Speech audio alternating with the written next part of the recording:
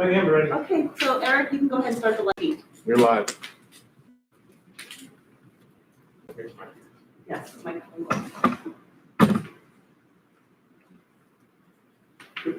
At this point, I'm going to call the meeting to order.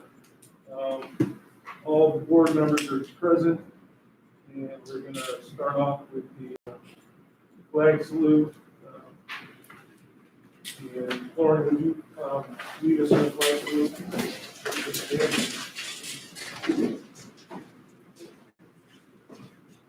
Ready?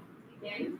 I pledge allegiance to the flag of the United States of America and to the republic for which it stands, one nation, under God, indivisible, with liberty and justice for all. Thank you.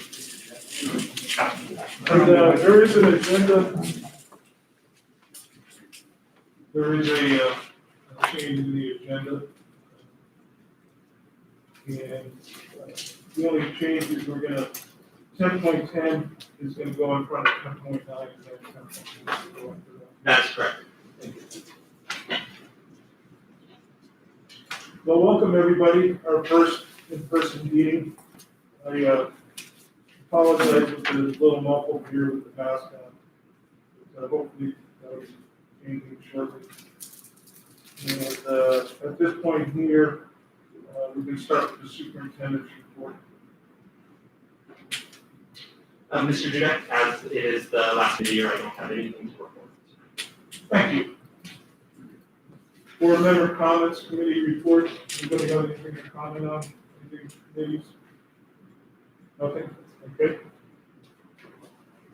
At this point here, I'll take a motion to open public comment. I move that we open public comment. I second. We moved in second, all in favor of opening public comment. Aye. All of us 5-0. Remarks are limited to 3 minutes per person. While we encourage your comments, unfortunately, state law prevents us from discussing items that are not on our meeting agenda. We do take them very seriously, and if appropriate, staff will follow up. And again, I just remind everybody, it's 3 minutes, and then the timers are there, so if you can be cognizant of that, I appreciate it. The first speaker is going to be Peter. Peter? Come on up to the podium here. I will be calling everybody's first name unless there's two, just because I don't want to insult anybody by coming close to what it should be. Go ahead, sir. Good evening. I want to address 3 different topics tonight that are deeply concerning to me as a parent. I'm a parent to 2 children within your school district. First is the wearing of masks. The big concern that I have has obviously been the mask requirements that have been in place for some time this last year. I know the comment has been made that kids did really well with the mask requirements last year. I don't believe that that's even the case anymore. We need to reevaluate. The greatest leaders in our country have been able to step back and say, at some point we need to reassess, alter our plan going forward, and we need to readjust how we're going to address this new issue. Right now we have a new issue. We have new data to work with that we can use to evaluate the mask requirements for our kids. There's several studies that have been presented lately. One is the Stanford study that's actually gone so far as to call mask wearing children psychological detriment to our children. And I think that that's a big one for me. When you have a leading medical research facility in the world that's calling mask requirements a detriment to our kids' mental well-being. That to me is enough to actually step back as a father and say, what am I doing with my kids? Am I willing to put them into that? Am I willing to actually let them face such things as hypoxia, hypercapnia, shortness of breath, increased acidity of toxicity, activation of fear and stress response, rise in stress hormones, immunosuppression, fatigue, headaches, declining cognitive performance, predisposition for viral and infectious illnesses. Wearing the masks causes them to be more susceptible to more viruses. Why are we wearing masks? Our state has already established the fact that there's been several mandates issued that have been determined to be unconstitutional. I think that we need to reassess what these mandates were, reassess how we're interpreting that, how we're applying that to our kids within the classroom. We need to reassess. We need to reevaluate. We cannot go based on the statistics and the data that we had last year. It's void. It's time to reassess. Have the courage to stand up to your school board and have the courage to stand up to the Board of Education, the county health. Reassess, reestablish what it is that we're doing to protect our kids. Because right now what we're doing is having more of a detrimental effect to them. Thank you.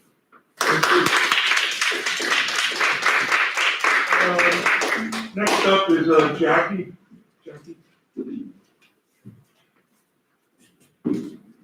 This is my sixth grader, was too afraid to come, but he wanted to come with this, so this is his representation right here. Hello, my name is Jackie Larson. I am a mother of 5 amazing kids here within your school district. I am here tonight because I am worried about the path I see our school is taking for the 21-22 school year. After last week's school board meeting, it became crystal clear to me that mask wearing wasn't going to be an option, but was going to be mandatory for all students attending school. I thought, how can this be? How can not one member of our school board be questioning this? How are they silent on this? Per the National School Board Association's website, it states, first and foremost, school boards look out for students. Education is not a line item on the school board's agenda, it is the only item. What I find alarming is that when certain guidances and mandates are brought to your attention, you're not coming to the parents saying, oh, hey parents, we are being asked to follow some rules and regulations that don't seem to be within the best interest of your students and our students for this next school year. Will you stand with us as we fight against the policies so that your students can have the best school experience next year? No, none of you are coming to me with that.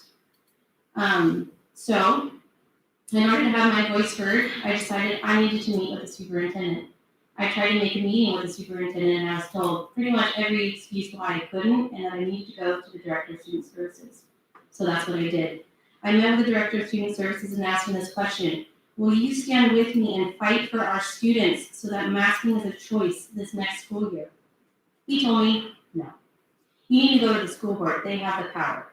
So I talked to a school board member this week, Mr. Gursky, and I asked him the same question. Will you stand with me and fight for our students that masking is a choice this next year? And unfortunately, he basically told me, no, it's out of our hands. You need to go to the governor. Okay, so I tried to go to the governor. And what does the higher-ups above you tell me? I need to go back to you. It's just a big runaround circle. This is not okay. Our students deserve better. They deserve a choice. So my basic question is this: if COVID is COVID such a severe threat to our 8th through K students, their peers in our community, that they have to be forced to wear a mask just to be able to attend school? Or is the risk of COVID-19 low enough for them, their peers in our community, that wearing a mask can and should be optional for them? It should be their choice. If this truly is something that is out of your hands, are you going to stand with me and with these parents? If it takes us to go to the Capitol to fight this, will you come fight this with us? That's what I want to know. Thank you.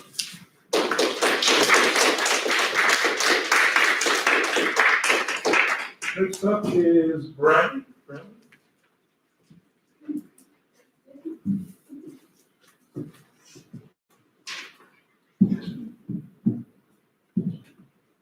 Hello, thank you, school board, for opening up to public comments. Jackie is my wife. We have 5 amazing children together, 4 of which are elementary school, 1 is a middle schooler. I'm sorry, 3 is elementary, 1 is a middle schooler. It was very saddening for me as a parent to have my daughter, who's 6, attend her first day of kindergarten via computer.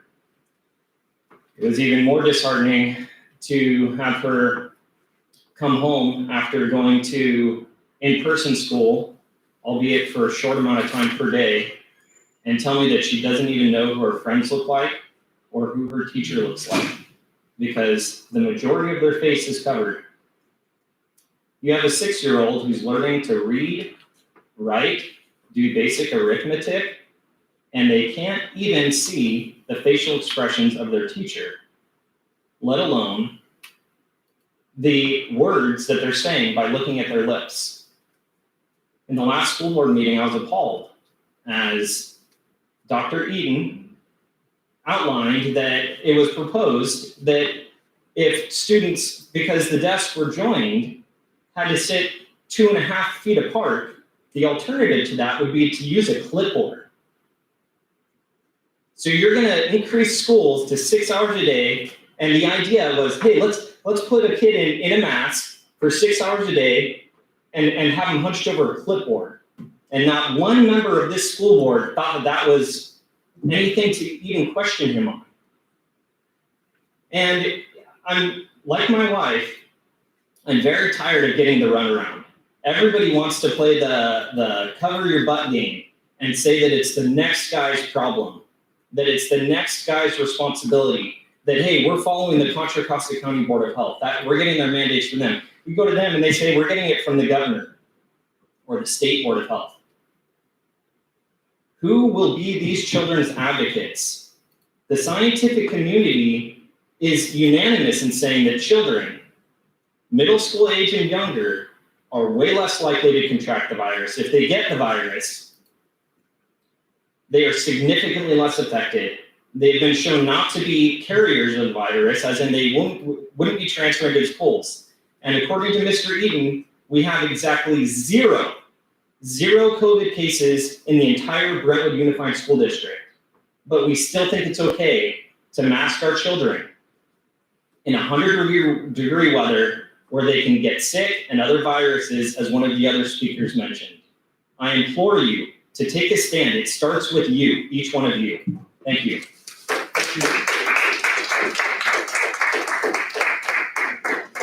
Colin, please.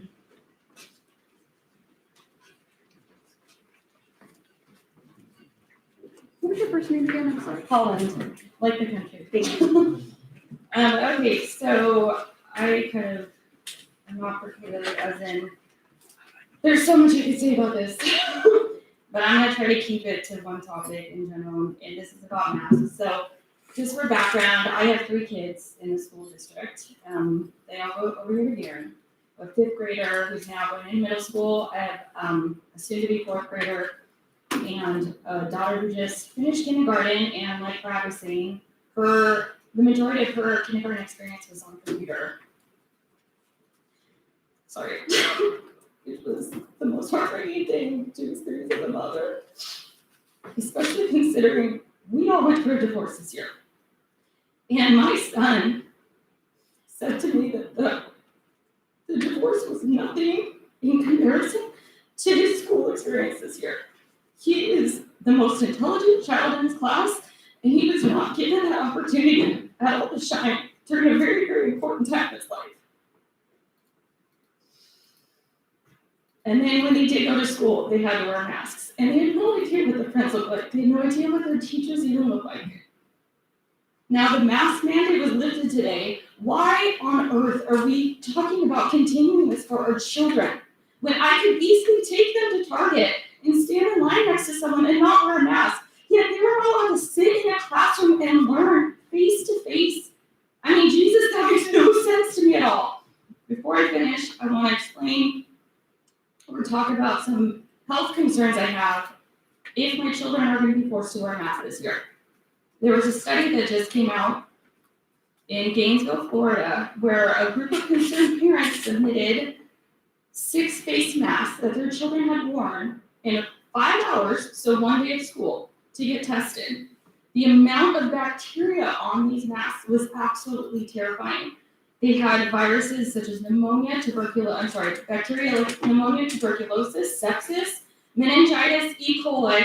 Not one single virus was found on this mask, but a whole other slew of health problems will happen if we force our children to wear masks for 5 hours a day, in the heat, in the classroom, for no reason at all. Furthermore, children need oxygen to learn. This is how our brain works. If we are deprived of oxygen, our brain is not going to adequately assist us in learning all the things we're supposed to learn in the classroom. And this is specifically true for children. Children need it even more so than adults.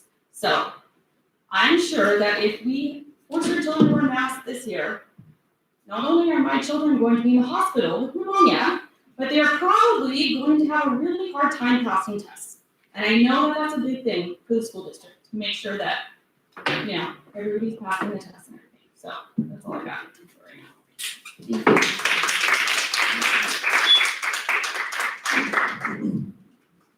And last but not least, Jane, please.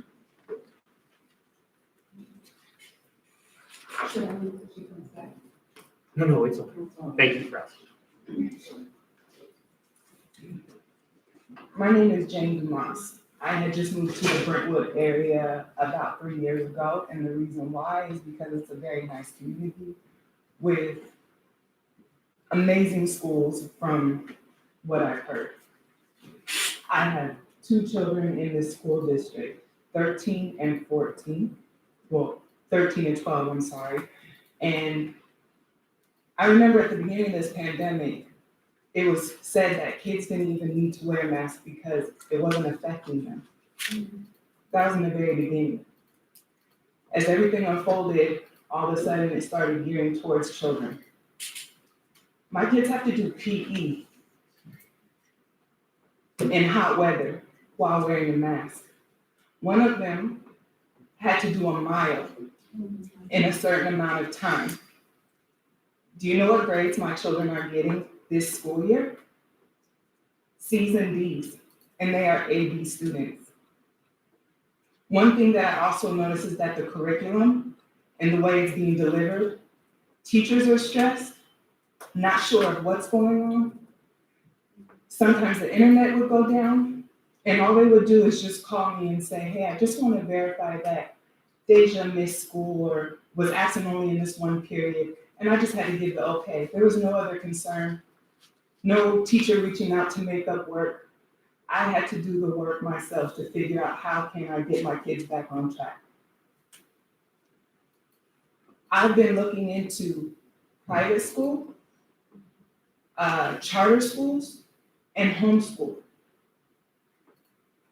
I don't know about you guys, but there are students that have not been able to graduate high school, walking across, kindergarteners, as you have seen, their first time, as you guys all know, that is how they learn. That is how they express emotion. That is how they justify learning. And it's crucial in that time. From all age groups are we being affected, and I'm surprised that none of you are as concerned as we to even want to be on this side. I don't know what else to say, but if you guys have children, are they in this school district or are they somewhere else? Because if so, please let me know so I can take my kids there. Masks should not be mandatory, it should be an option. If you want your child to wear a mask, they should be allowed. If you don't want them to, you shouldn't be forced to. If we can walk in the store and in public and into restaurants and to grocery stores without them, they should not be forced to sit in classroom with it. The teachers can wear it if they want to. But as far as I'm concerned, kids never were a problem before. Thank you.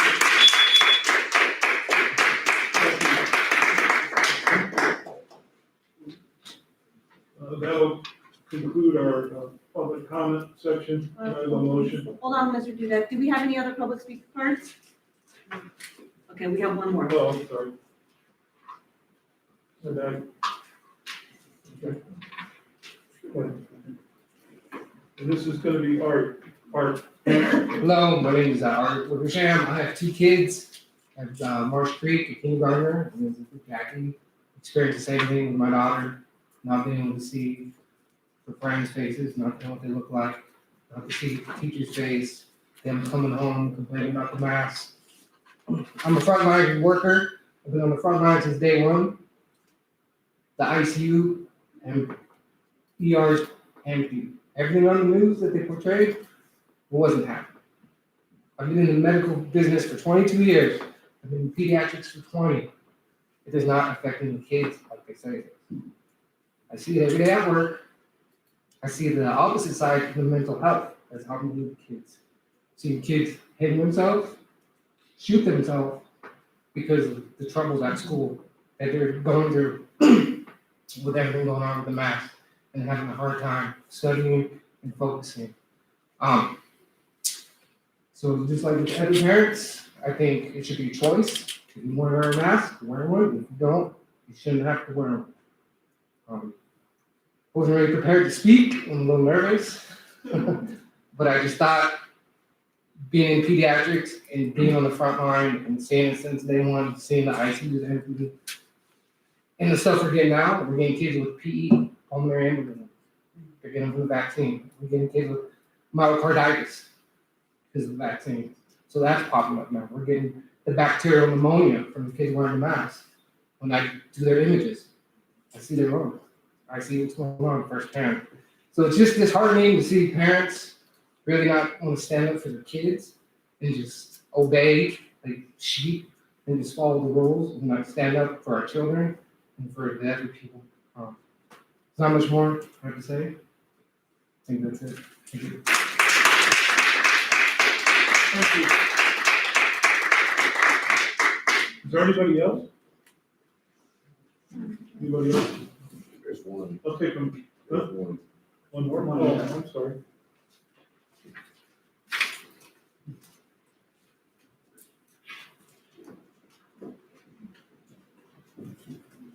Okay, Lindsay? Is that what it is? Lindsay? Yeah. Lindsay, go ahead. So I did not prepare a speech. Parents are struggling. We moved to Brentwood so that we could put our children in Brentwood School District. And because of COVID, I have not seen you guys stand up for our children. And it's so frustrating. I'm sorry for crying, but I'm sure every mother and father would love to just stand up here and cry as well, because we're so frustrated that you just stand there and I don't feel like you're fighting for us. We elect you and I don't feel like you're fighting for our children. And that is frustrating. This year, our child hasn't been in kindergarten, and we're very blessed for that because we haven't had to deal with masks, but throughout this entire year, we knew that you wouldn't change your mind. And I'm hoping that you will, because we are looking for charter schools and we are looking for private schools, and they are all full because people want to take their children out of your district because you are not listening to us. That's how I feel. And my child isn't even in your district yet. I pray that you listen to us, please. Our children need to get masked. They need to look at their teachers' faces. They need to look at their school-age friends and be able to play and imagine and learn.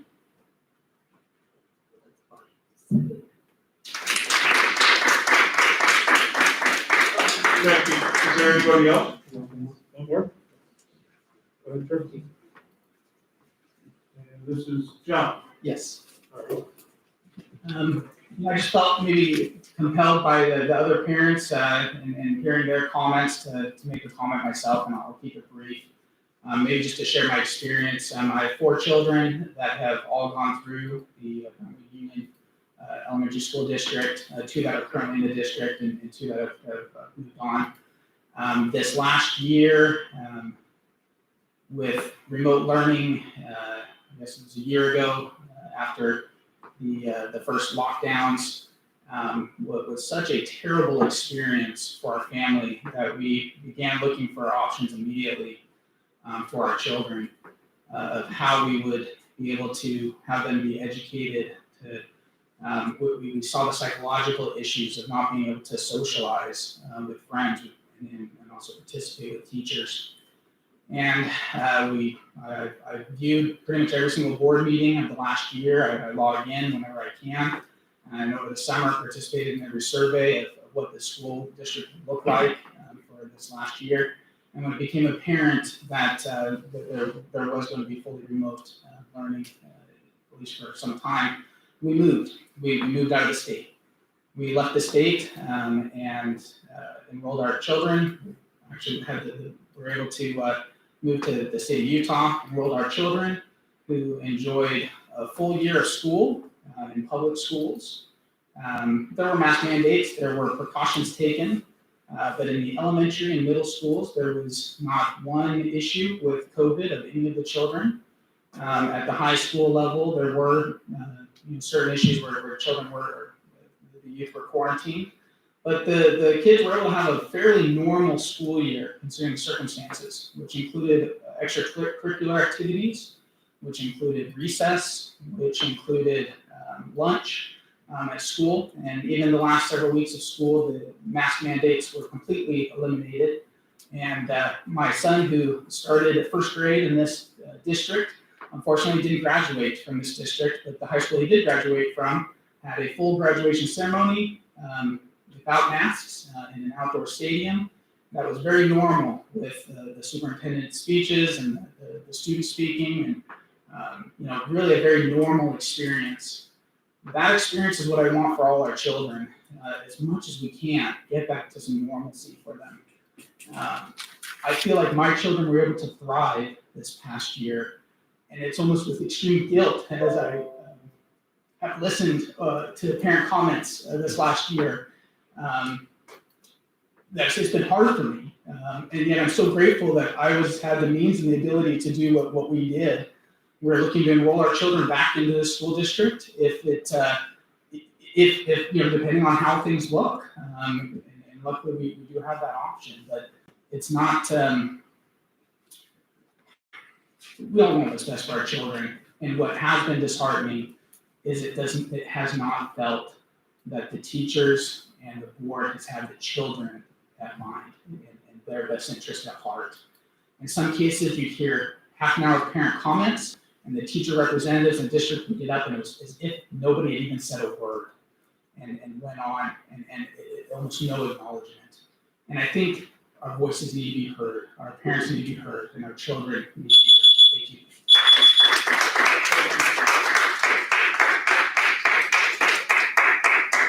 Anyone else? Anyone? I'll take a motion now to close public I comment. move that we close public comment. I'll second. Been moved and seconded, all in favor, say aye. Aye. 5-0 to close public comment. Like I said previously, unfortunately, we're not allowed to discuss topics that aren't on the agenda, so I just want to make sure that everybody's aware of that. So in fact, you don't think we're just not listening. We can't, by law and acts, we cannot comment in regards to it. However, is there any type of update, Dr. Eaton, as far as where we're at with? Just in general, so right now, we are still waiting for California Department of Public Health updates. That will be the guidelines for the 21-22 school year. So we were told originally that those would be here probably by the end of May, and they're lagging behind. In fairness, the California Department of Health is waiting for the CDC to issue their school guidance going forward, and the CDPH is going to issue their guidance from there, which ends up being the foundation of the laws that you have to follow as a school board. What we said before is still what we're hearing, that there will be mask guidelines, but we don't know what those will be.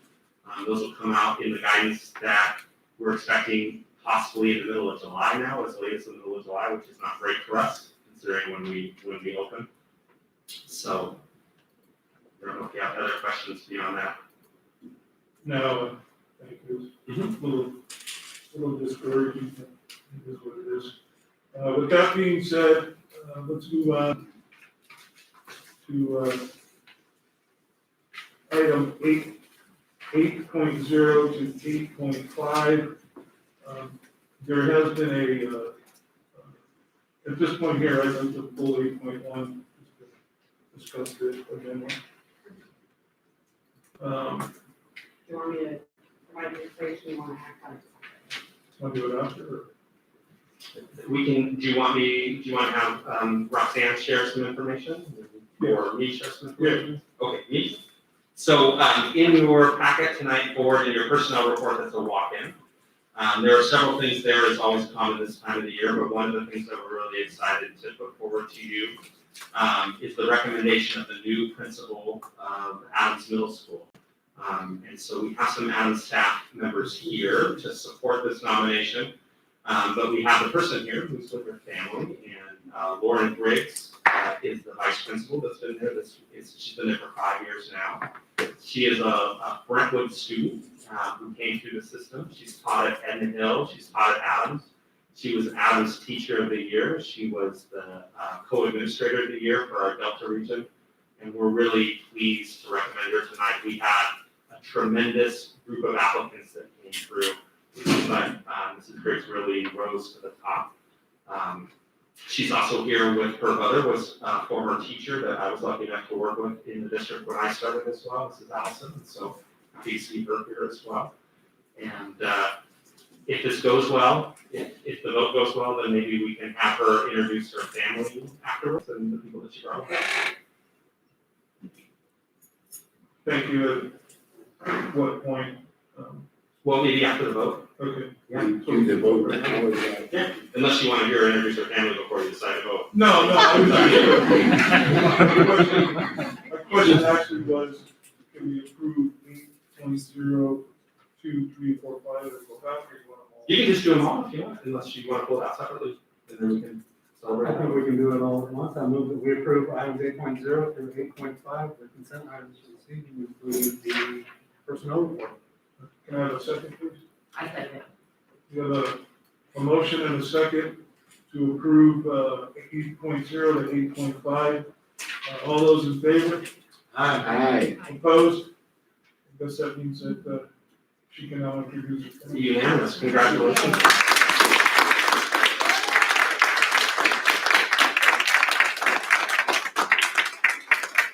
Okay, there's nothing we're in this now, but you want to go ahead and introduce your family, the people that you brought with you? Hello. I brought my family with me tonight. I got my dad and my mom, Richard and Deborah, my husband Scott, my 2 boys, Colin and Griffin, who are students in our district, and my mother and father-in-law, Gary and Matthew. Thank you.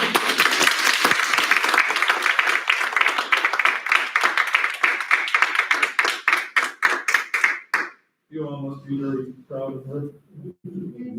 She's a wonderful choice, and we're definitely proud of her, so congratulations again from all of us, so. He's laughing. This might be, we have some cookies that were brought in, and we thought maybe we could take like a 10-minute break just to celebrate, and then we're here with you, if that's I okay. always came for a 10-minute cookie break. So we'll take a 10-minute cookie break. Okay. Everybody, help yourself. They're wrapped.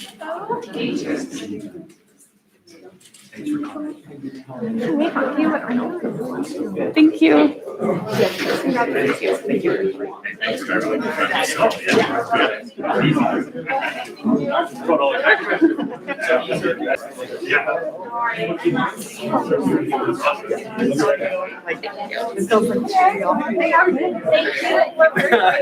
We're grateful too. Oh my gosh. Oh, no tears, that's good. You see my email today, so you do. I knew I'm gonna write you a proper thank you because you just made all of our great stuff. So we are so excited. Yeah. We had great applicants. It was tough, but she's accepted, so it's good. Thank you. So I know you guys have been great. Oh, yeah, she's a 6th grade lead and I'm a 7th grade lead, so we can't wait to start. Good things ahead. Well, thanks for coming. Of course. Hey guys, how you doing? Like I forgot what you guys look like.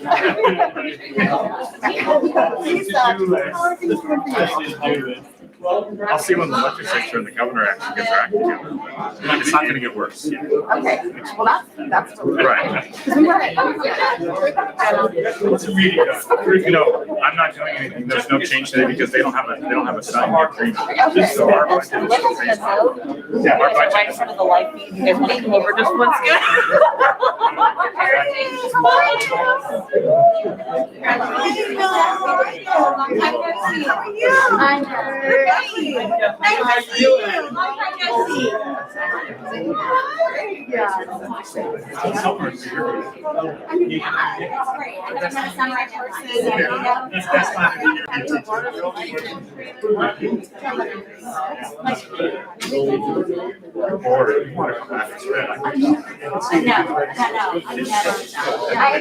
I haven't spent it. I took all of it. And I love it.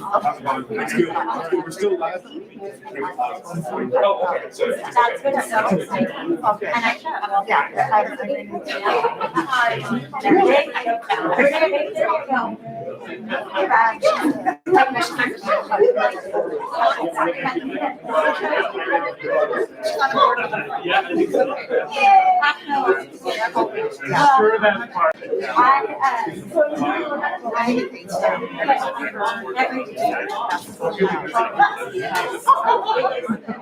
and I'm really glad that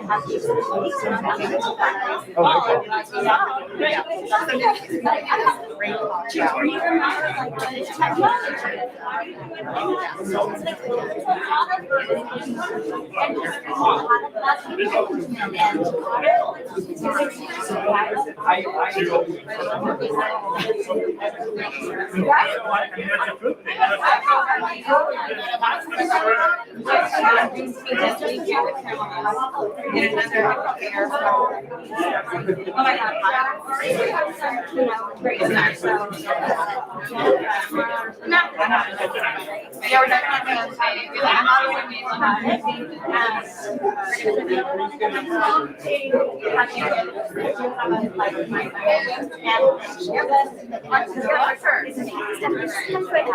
Hi, Abby. Together forever. Yeah, so she Well, wants to celebrate. Right on. Okay, I recognize the name. Teacher extraordinary. You want to look at your not for a while though. I go down.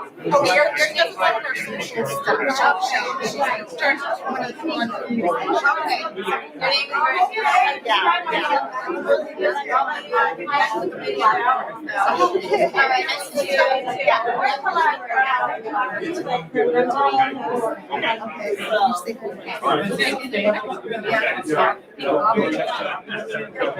Get away from me. That's been the first highlight.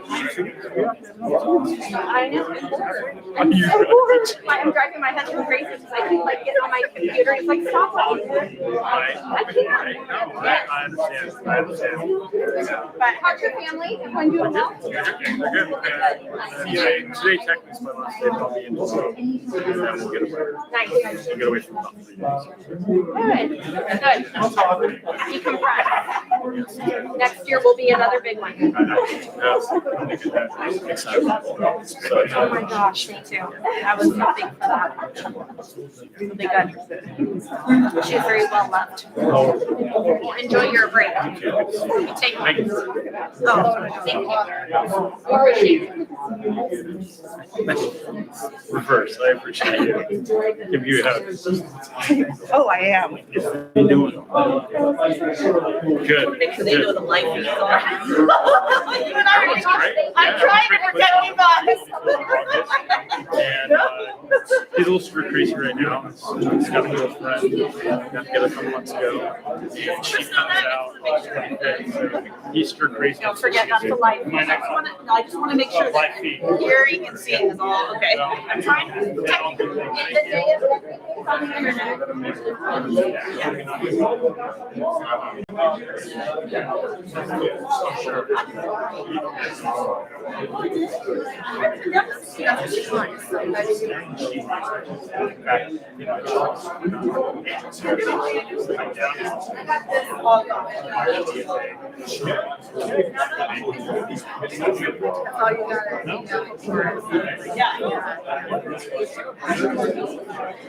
Lucky for her, I can't see that.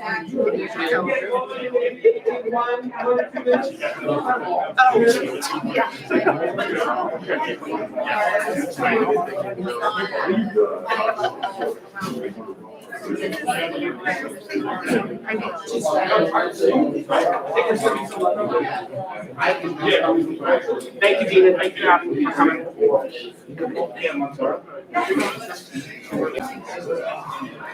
Cookie? I got it. This is on. This is on.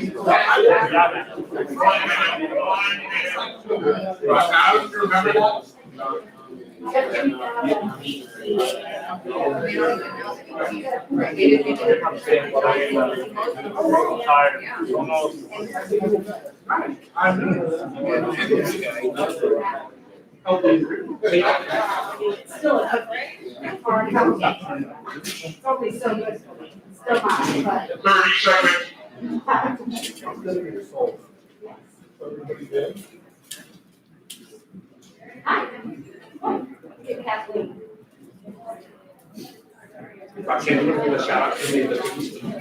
I'm sure. Yes, there you go. One of the things I do is one of our teachers in our homeschool program, and she's she was a amateur baker, I'm not so sure whether how much. No, they're excellent. Her graduation went, and she was going to discuss. It's just an option, it's me making cookies. You was worried about that? You guys did pretty well. That was my kids make the next time. Whenever you're ready, sir. All righty, moving on. Are we gonna shut that? I think so. Yeah. I did want to, I wasn't going to pull the item, but I did want to mention that this ex-city manager, Dr. Elam, that was a generous donation, and I would like to recognize that I'm giving the district $1,000. Wonderful thing to do, and I'm glad he did. Yeah, you're absolutely right, Nicole, and that's listed in there, just so the board knows, Nicole and I have written him a thank you letter on your behalf. And so we bring that for that kind of donation as a formal action. Yeah. Thank you. At this point here, we're gonna close the public hearing, in regards to 2021-22 local control accountability plan. We opened it last week, this week we're gonna close it.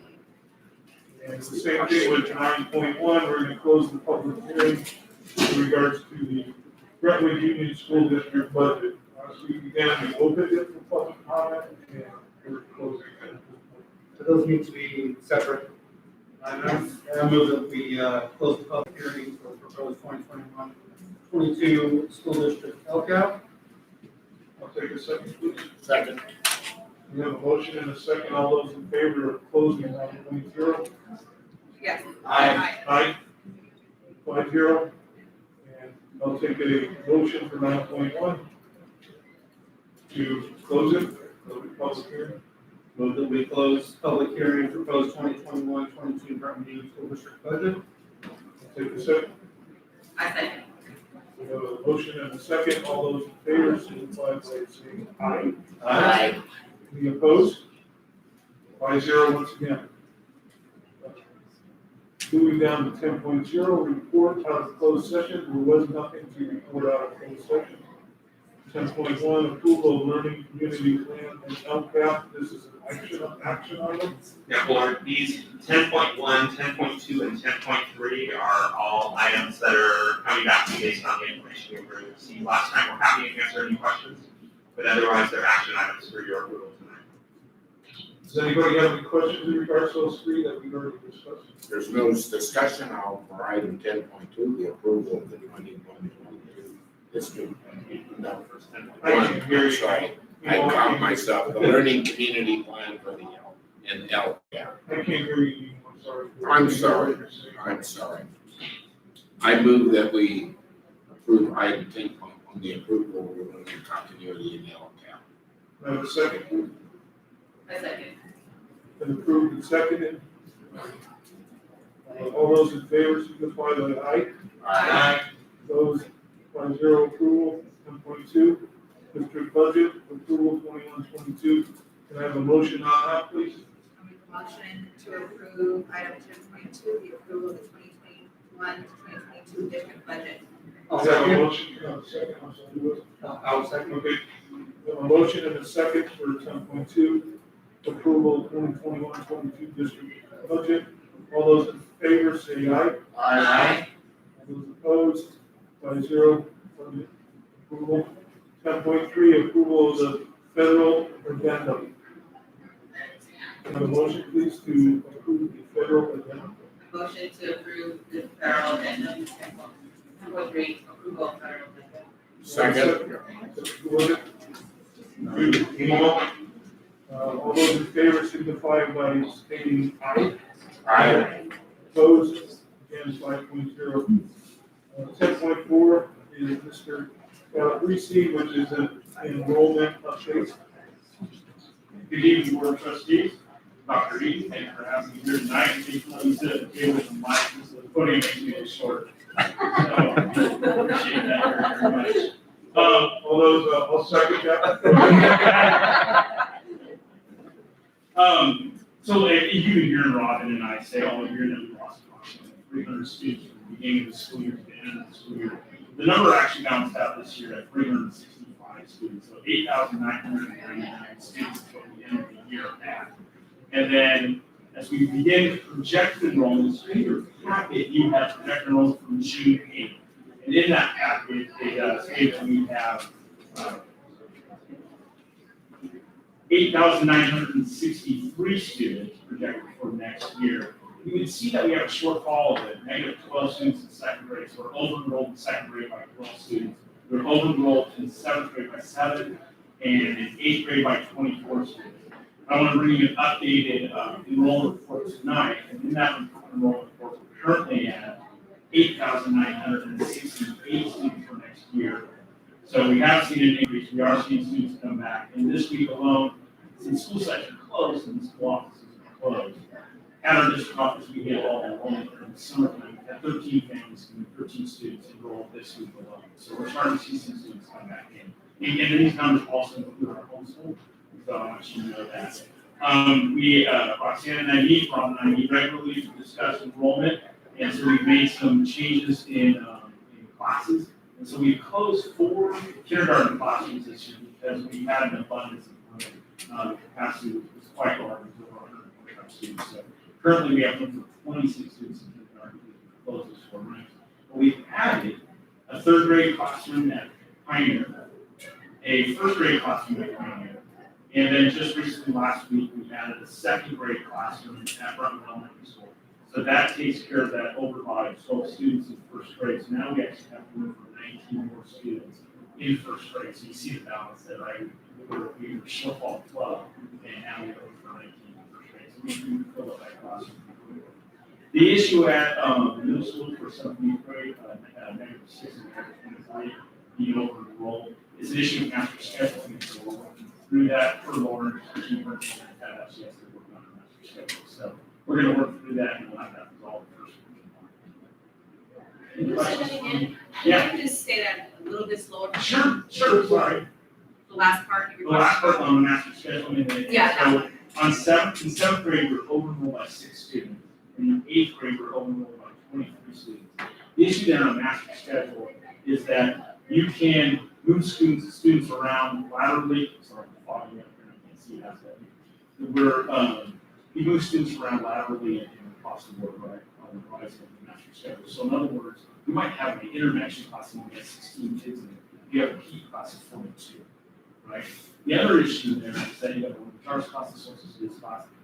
Teachers, Roxanne's going to say, hey, credentialing, that person can't teach that class, right? So what's happened is there's an imbalance in students. FTE-wise versus sections that they have, there's enough room. And we shouldn't be at a -24. it has to do with balancing out. I don't want to throw, Mike Wood up in the bus like that, San Luis Obispo, overlooking the ocean now, over the ADA school, but it's just, it has to do with balancing. Okay. And so we'll work through it. It's not unusual for that to happen, but I will say it doesn't usually happen. It happens usually happens at Bristow because we tend to see a lot of interest in Bristow. We tend to see more families wanting to go to Bristow, and so it's tough to balance out. My guess is that it's probably an intervention issue where some intervention classes are really, really small, or there could be a math line somewhere in there that the classroom is really small. So we'll work through the FTE wise though, they have no teachers. The challenge becomes in middle school in particular, when it looks like you might need another teacher. Another teacher in middle school kind of means one section of English, a period of English, a period of math, a period of science, a period of this. And that means finding somebody who would be willing to teach one class.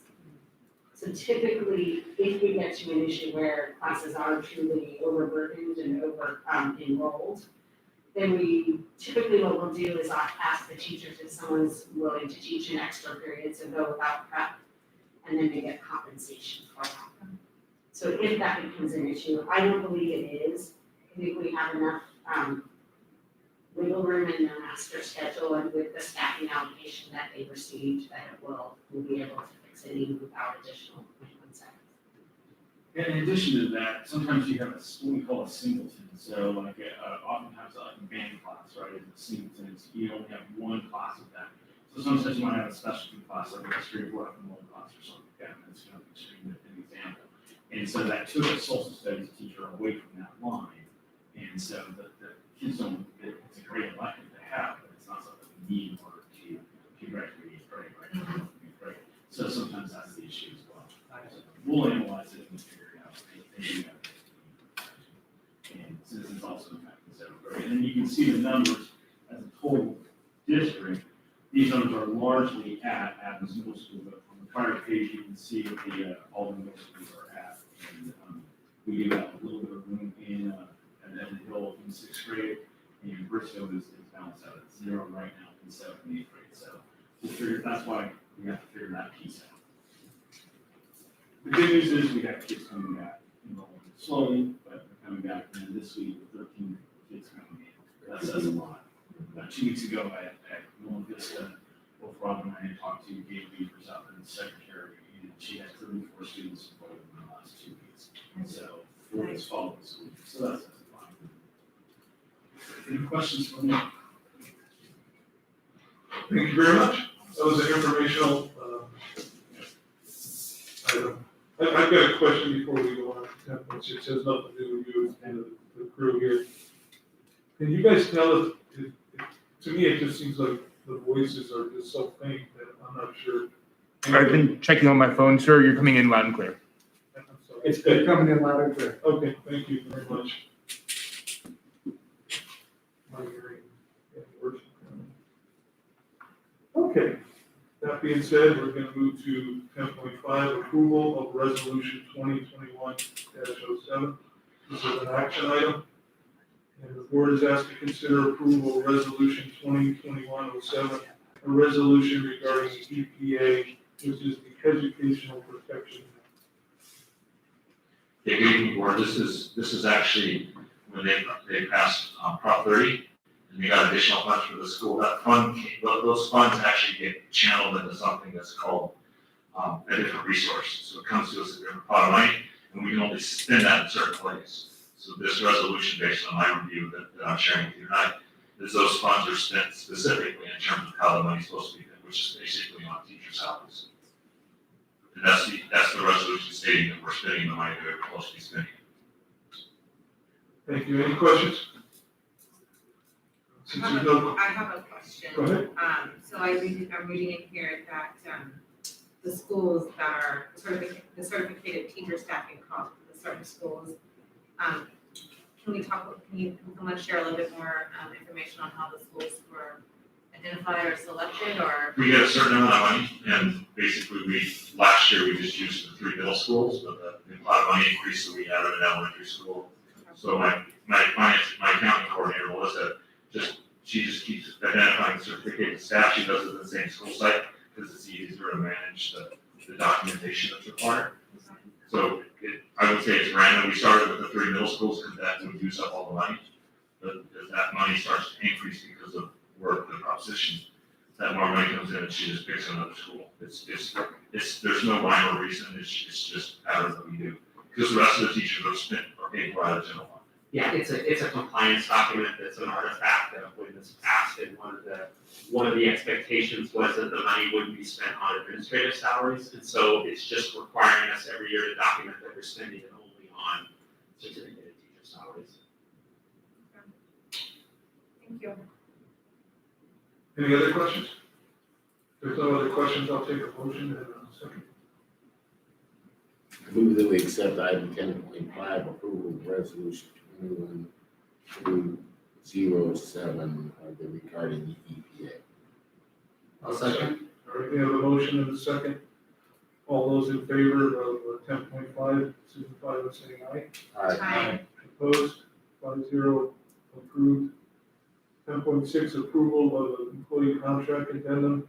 The board is asked to consider approval of the addendum for 2 contract employees, Robin Schmidt, which is the CDO, and Roxanne Jablonski-Liu, which is the superintendent of HR for the 21-22 fiscal year. Go ahead. Yeah, and these next 2 addendums for you are for your, so the first 2 are for your CDO and assistant superintendent of HR, and the next one is for me. And these are your 3 employees in the district that are contracted. So we're typically on a 3-year contract. And so it's been practice for the board to approve an additional year when that year expired to keep us on a 3-year contract. So that's here for you today. There's no changes other than it just extending the additional year. Thank you. Anybody have any questions in regards to that? No questions, I'll take a motion and a second. Move that we approve item 10.6, the approval of employee contract addendums. I'll make a second. We have a motion and a second. All those in favor? Aye. Opposed? Congratulations, you 2 still have a contract. We'll move down to 10.7, approval of the superintendent's contract addendum. Dr. Eaton's already explained what it is in regards to him. Also, it's the same. So with that being said, I will take a motion and a second. I'll make a motion to approve item number 10.7, approval of superintendent contract addendum. I second. So we have a motion and a second to approve the superintendent contract addendum. All those in favor on 10.7 signify by saying aye. Aye. Opposed? Congratulations, you now have a 3rd year on your contract. 10.8, presentation of the total board compensation information. Good evening, board. This is a federal grant, that's a grand jury requirement. The board report on what is being spent technically on board members. This is actually for the 19-20 school year, a summary of those expenditures, which is salary, conferences, health and welfare. And it's a yearly requirement we have to do for the Costa County grand jury. And this is just an information item. We will not be voting on anything. The next up is 10.10. This is where we switch, which is the approval of AB 1200 fiscal year or fiscal report for tentative agreements. Yeah, these are items that I submitted to the county and they reviewed them and approved them relative to our ability to financially cover the agreements that we're working through the process to reach TAs.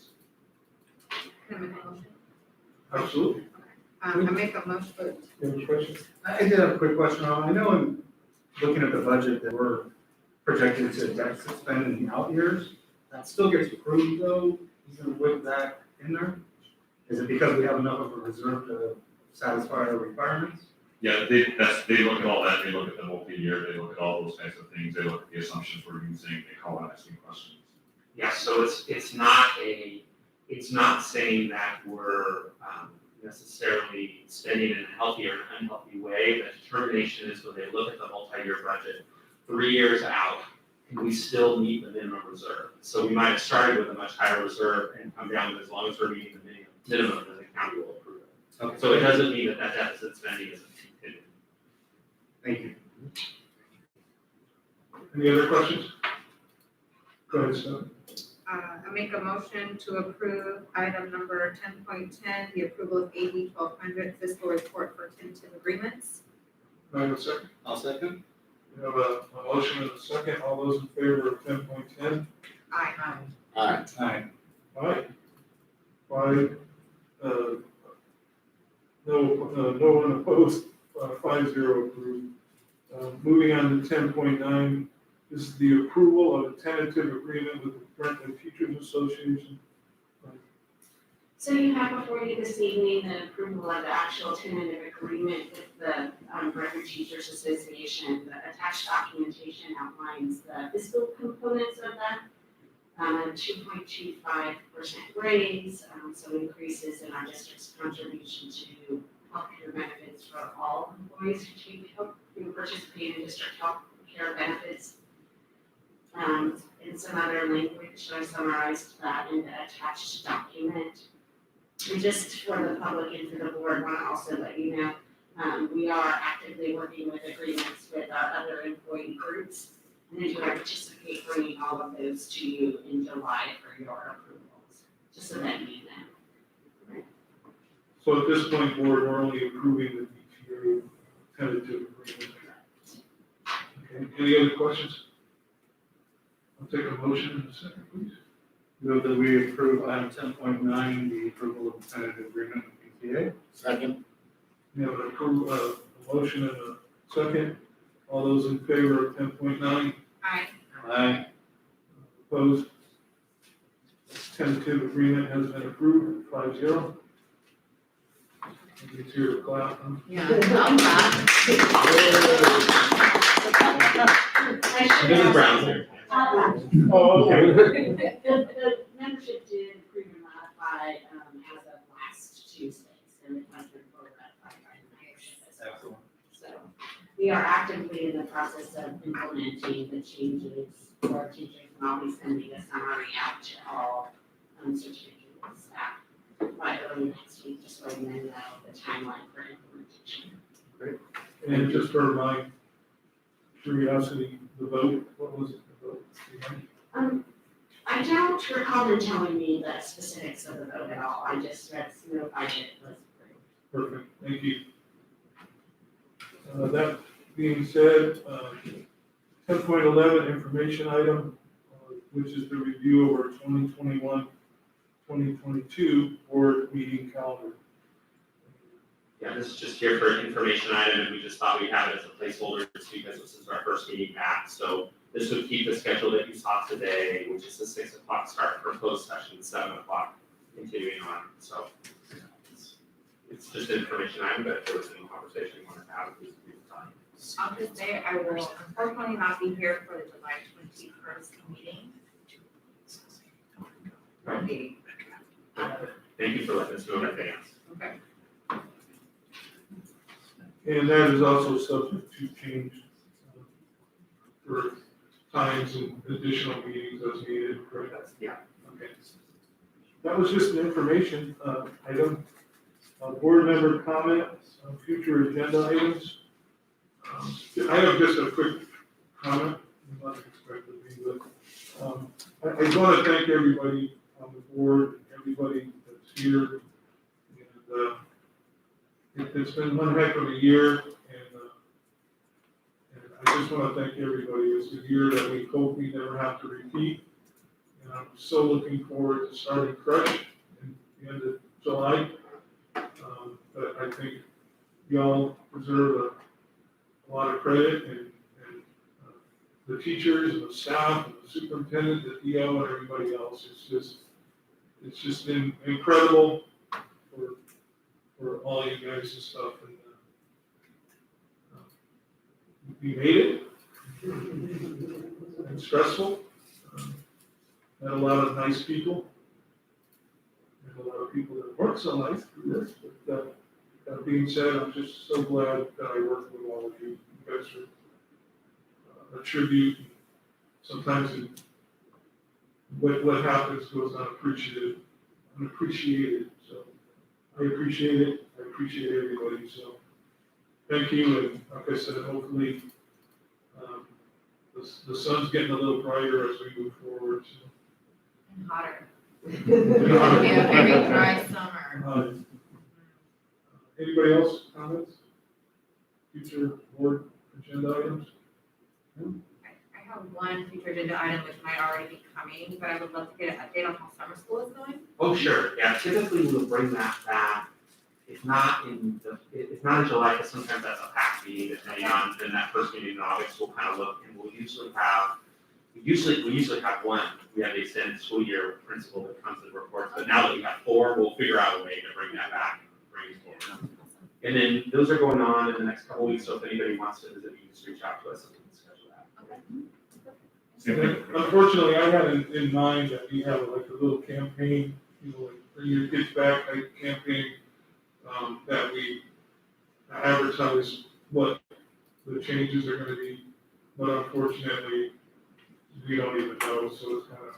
We have been advertising, so we've been saying we're coming back full time, so we put some signs up and we put some great stuff up on the website, and Nicole's been sending some things out on Facebook and so forth, and so we, we'll have to advertise the changes that come as a result, but we have 100% confidence that we're gonna be full time in person, so we just don't know what the modifications required by the California Department of Public Health will be.